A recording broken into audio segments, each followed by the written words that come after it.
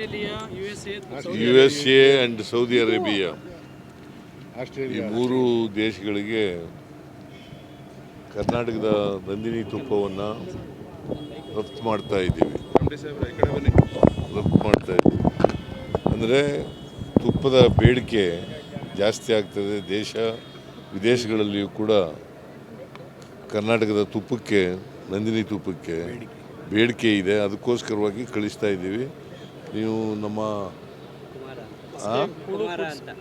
ಕುಮಾರ ನಮ್ಮ ಜಿಲ್ಲೆಯವರು ಅಲ್ಲಿ ವಿದೇಶದಲ್ಲಿ ಇದ್ದಾರೆ. ಯಾವ ದೇಶದಲ್ಲಿ? ಅಮೇರಿಕಾದಲ್ಲಿದ್ದಾರೆ.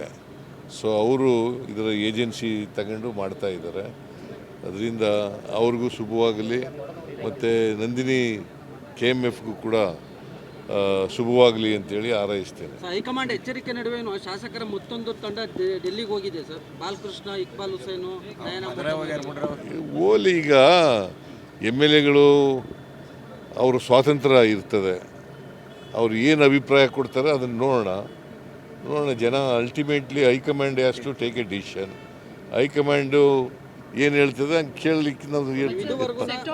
Set of MLAs also are appealing the High Command. No, my filing, whatever they want to say, let them say to the High Command.